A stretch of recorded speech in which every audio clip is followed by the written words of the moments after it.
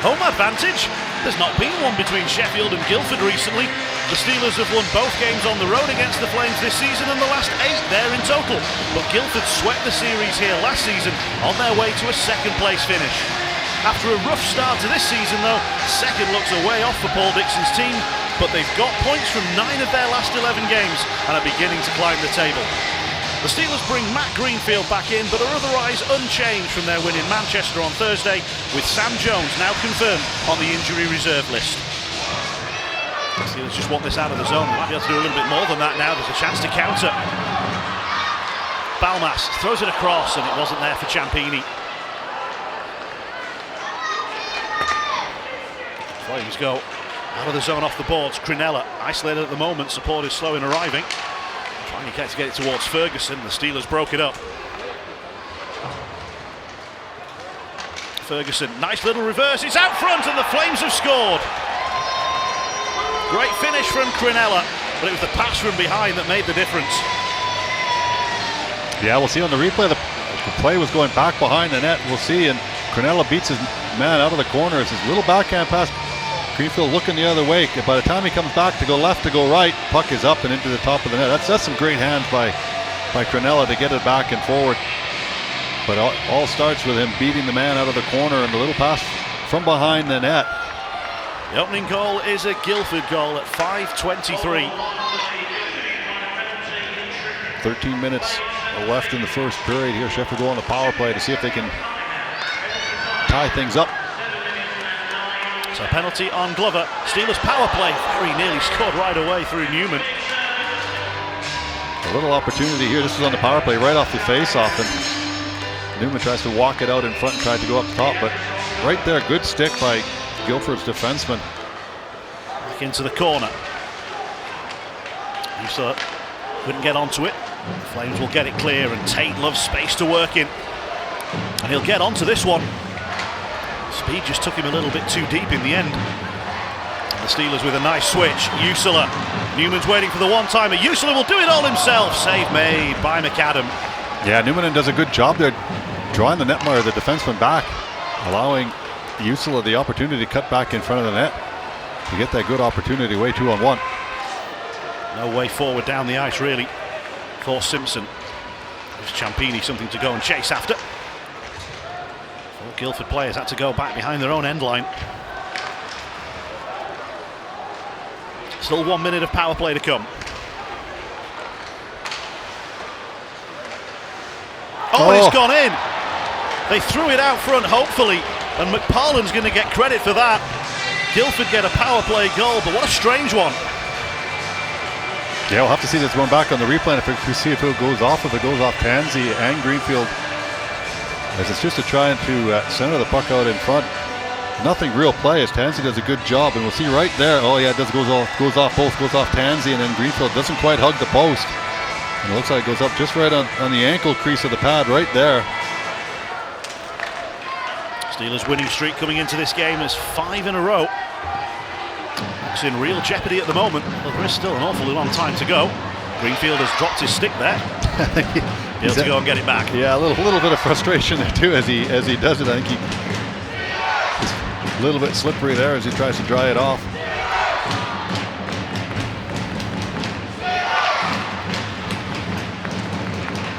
Here's Watling. Trying to bring it in front. Backhand shot is just a fraction wide because of the touch from McAdam. Yeah, Watling doing a great job absorbing the slash as he goes around the outside of the defenseman. Cutting way hard across the crease. Just couldn't beat the pad. Steelers are into the zone and they are onside. Nichols forward. Dowd, save made. Dowd went flying. McAdam had it covered. Yeah, maybe he had a little bit of help as the leg, I think, was stuck out there as he was coming through the crease. But good job by Sheffield here. I think you mentioned that just about everybody touched the puck on the shift there to try to get it around, and we'll see it right here. Nice little touch pass through. We'll have a little look. There it is right there. A little toe on Dowd as he's coming across. So yeah, to get away with one there, I think Guildford down in a scoring zone for sure.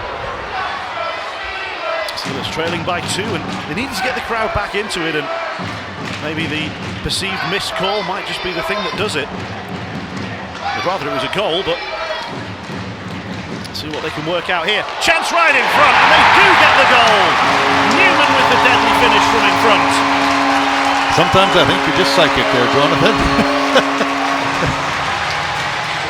To be fair, I don't think it's far off what Sheffield have deserved. They've had lots of offensive zone time, and this one here, Watling doing a good job keeping the puck in. Then it's a bang-bang play, and who do you want out in front of the net is a man that scored nearly, 30-odd last year. Newman doing exactly what he needs to do, getting a quick release just over the pad, underneath the glove on a nice little play. Sheffield move it 200 feet fairly quickly and put it in the back of the net before Guildford can react. Quickly on in behind the goal, the puck rides along the boards. Steelers keep it in, but they only have 15 seconds of the extra skater.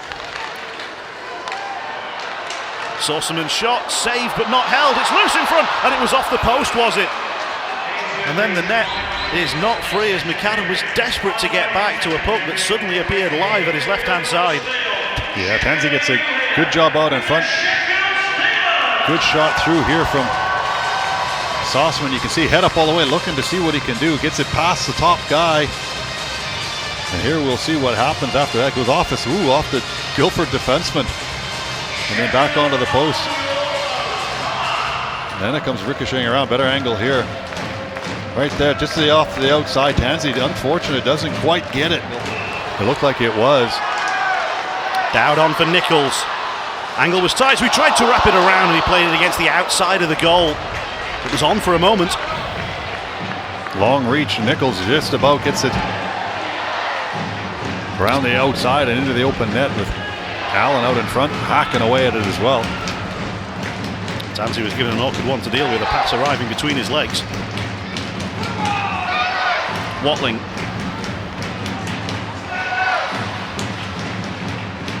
Sorceman back for Watling. Steelers short a player on the power play. Extra player out now is there it is, and it's in. Tips in front. And look at the smile from Ciampini and the jump for joy as the Steelers equalise. Seems to have been a long time coming for Ciampini. Valorant was being reviewed for a high stick. Valorant was late coming off the bench, and we'll have a little look at it here. We'll see if we can pick it up. It didn't look from our perspective as a high stick, but we'll see. Sauceman again gets it through as it floats through. No, it looks lower to me. You can see where it is there to me from. Let's get a better one here. Yes, well below that. That's right around his hips. But again, Sauceman does a good job getting the puck through, and we'll have a little look right here. David Good says good goal. The Steelers fans can cheer again. Granella tries to bring it out front. The Steelers sweep it away to partial safety. Still this first line just buzzing around in Sheffield's own. Out in front, real chance, save made by Greenfield. Pat Greenfield take a bow on that one, outweighted a good offensive opportunity, some great play in the first line. Another nice little backhand pass out. Wanting is hooked just about. Maybe tries to go back 5-hole there as Greenfield's leg was out. I don't think he would have been able to get the puck up and over. Under 3 minutes to go.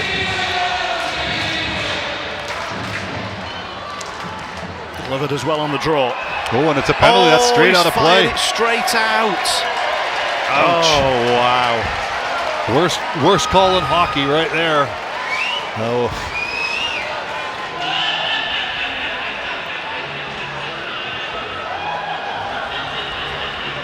And everybody on the ice knows it's a terrible call, but it's the right call to make. It's a right call for a terrible rule. Oh, yeah, exactly, yeah. Absolutely no way was Austin Glover trying to send that one straight out. But he did, and the Steelers go on to the power play. They scored on their last one. If they score on this one, it'll probably be a game winner. Sorceman, Balmas! Oh wow, he climbed into that one. Goodness me. Netminder takes that one right off the coconut, I think, as well. He comes across. McAdam going, woof, thank you very much for the helmet on that. As you can see, That's one thing Balmas does do. He gets all of this one. Sossaman head up all the way, and you'll see this in slow motion that it's still traveling. Valorand blocked in front. Maybe a chance for Guildford to chance enter the zone. Last couple of seconds, but the drop pass doesn't work out, and this one is going to go to overtime. The clock will beat Valorand on the rush. Both sides will get a point, and we will play overtime for an extra one.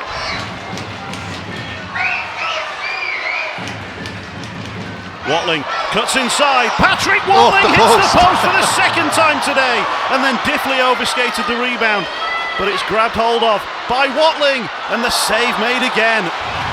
But there's the inside move by Watling, and then fantastic little quick wrist shot beats him, and then it just bobbles around. Here's Crinella, scorer of the opening goal of the game. Can he score the last goal of the game? His shot is wide. Balmas picks it up, but then turns it over. Crinella, he's hit the crossbar. Both sides have hit the iron in overtime. We said it might be entertaining and exciting, but here we go back and forth. Wow. Have a look at it here. Crinella walks into it, tees it up. He gets a little bit of a tip off. Balmas does it as he goes down. Time for one more chance, maybe. Marco Valorand drives around Tate, does a lap of the net and throws it blindly in front. And Greenfield, will he be adventurous? He will. He throws it forward. And the Steelers get it up for one more shot. 5 seconds. It's got to be now. And it's blocked. And then down! No! It's not in time, is it? Or is it? The referee signalled, but oh my word. I don't think buzzer beaters are reviewable. There's nothing that links the clock to the review. So this is entirely on the referee's call, I believe. And do the red lights here cancel out the green lights behind the net as well? As far as I am aware, this is not a reviewable play because there's nothing that we have officially to sync up our clocks and our cameras. So the call on the ice is crucial here. This will decide whether the Steelers have won it through Dowd. My initial reaction was that they hadn't. I thought, but I may be wrong. The referee he wasn't waving it off with both hands. He waved one hand towards the net. And this is what I mean. Some buildings, the red and the green lights are synced, that if the red light goes on, the green can't come on. I don't know if ours are the same or not.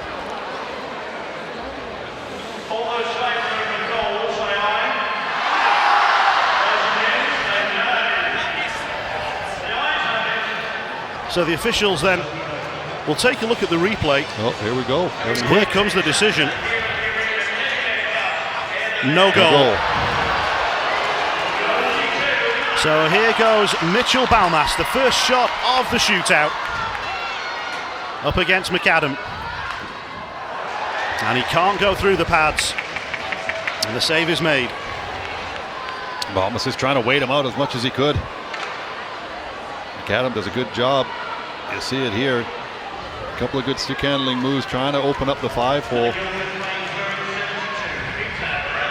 And it looks as though he tries to go maybe stick side.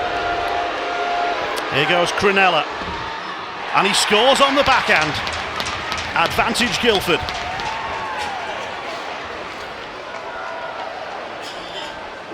Just outweights Greenfield enough there. Little pull to the backside, and just up over the pad outside the glove. So here's Patrick Watling, first to shoot in round 2. Whoa, yeah. And he took way a little too long. much. That could have been blown dead before he actually got the shot away. Yeah, puck moves back away from the net. I think you have to keep it going towards the net to keep the play alive. Good stick from McAdam there. Crinella scored in the first period and scored in the shootout. McParland scored in the second period and scores in the shootout. 2-0 advantage for the Flames. Here goes Josh Nichols. And oh my goodness, it's hit the post and rolled along the line. And when that happens, It's just not your day. It doesn't seem to be, that's for sure. Netminder does everything he can here to get across, and you can just watch it painfully come across right here. It's bobbling away as both players are looking back. But yeah, it's a loss of momentum. So a goal here can win it, but Tate can't provide it. The Steelers are alive for one more shot at least, but they have to score this. And so it will be Mikko Jusula who steps out to try and keep the Steelers going for one more shot. It's round 4, and the Steelers have to score. It's Mikko Jusula. And he doesn't. The Flames are winners in the shootout, and McAdam celebrates. It's yet another road win for the Flames in Sheffield. And back once again is Colton Sorcerman. He presents the 50-50 winner with their money, presents the shirt off the back winner with his shirt, and he gets some beer for his efforts as the Steelers man of the match today. But there'll be no Eddie from Colton Sorcerman, as the Steelers only take 1 point rather than 2 from this game against the Guildford Flames. Aaron, a tight one, your thoughts? Yeah, I guess just a little disappointed that we weren't able to find that second point tonight. Came out a little flat. First 10-12 minutes wasn't our best. And they got off to a 2-0 lead there with a little bit of a fluky goal on that second one. But from that point, I actually really liked our pushback. I liked our compete. I thought we started taking that game over in the second period.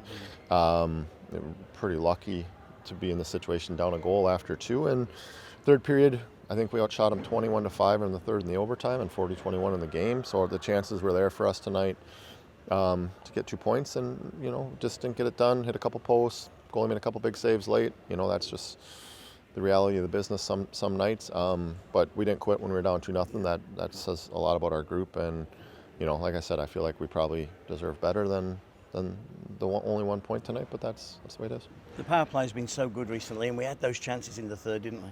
Yeah, we did. I think power play was 1 for 4 tonight. They scored the second one, which was a big one to tie it.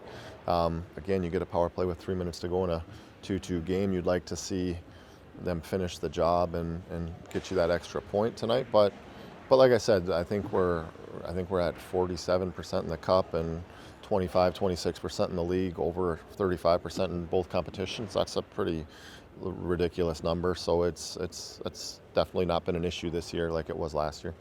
And also that chance right at the end, I think the light just did go on, didn't it? Yeah, I think that was a little late there. We had plenty, I think Watts had 2 great A's in the overtime. Balms makes a great save on Balms there too, right from the slot. So again, I'm not disappointed with our effort, our compete tonight. Maybe, like I said, maybe we started out a little flat. But that's a team that you really got to match speed with. They can fly. They're really good in transition. And they came and jumped on us a little bit early, but I loved our pushback. Yeah, just a quick word on Patrick Watling in overtime there. He has that move, doesn't he, when he cuts through the middle, and you haven't got a clue if he's going left, right, in the middle of you. Yeah, it's like he plays at about 4 different speeds, I think. Like he slows the game down and then just accelerates on a dime there, and he's a pretty special player for sure. Maybe a little snake bit at the moment with the amount of chances he's getting. Pucks aren't going in for him, but like we were on the ice yesterday and he was the last guy off. He'll sit out there and shoot 250 pucks after practice. He's a rink rat and loves the game. I'm just glad he's in orange. Yeah. Just a quick one on 5 tomorrow, long bus trip, and obviously 5 have got the big bus trip from Manchester as well. Yeah, I mean, we know it's never easy up there. I think it's important to be ready to start on time tomorrow. Don't give them any momentum. It's a long bus trip, but that's what this league's all about. The Saturday, Sundays, it's, if you want to win trophies, these are Sunday games that you got to go up there and be prepared to do whatever it takes to come home with those 2 points. Paul, can you begin to sum up your feelings after that one? Well, delighted with the win, obviously, but I thought it was a really good game. It was pretty open. It was end to end. I thought both teams played particularly well, but again, it's kind of games like that when you keep the scoreline to pretty much level all the way through it. Just one mistake here or there ends up in the back of your net, and that's how it was tonight. And I thought we had a good penalty kill tonight there. Unfortunately, obviously Sheffield did get one on the kill there. for us, and then power play goal for ourselves. So you kind of, those are the moments that kind of change games. But 2-2 hockey game at the end of 60 minutes, and then I think both teams hit the post in the overtime period, and then when you get into overtime it's always 50-50 anyway, and then the penalty shots as well. It's a lottery, isn't it, once you get there? But no, I thought it was a gutsy performance from us tonight for 65 minutes, and delighted to get the 2 points. But for one more second in overtime, things could have been different. How was the heart rate at that moment? Yeah, it was pretty close. But I think just from what I seen, it was definitely a second too late. Definitely. But you're never sure. And then obviously when they come out and make that call, it's good on our half. Game-winning shootout goal, the opening goal of the game. Peter Crinella's having quite a season for your team. Yeah, he is. I mean, Peter's he's a hell of a hockey player, and right now he's just feeling it. I think he's just full of confidence, and you can see in his overall gameplay. He wants the puck. He wants the puck in the areas to shoot, and he's got a heavy shot. And right now, it's just he's in one at the minute. Why can't road teams win these matchups? Steelers and Flames games are going the way of the road team this season and last season. Absolutely. I have no idea. That you're supposed to have the home advantage, and Sheffield last year and so far this year, they've got our number in our own building, and I know this is the first time we've been in here, but I think we were 3-0 in here last year as well. So, I can't answer that one, but I'll take the remaining of the season because we've got more games here than we have in Guildford. So, yeah.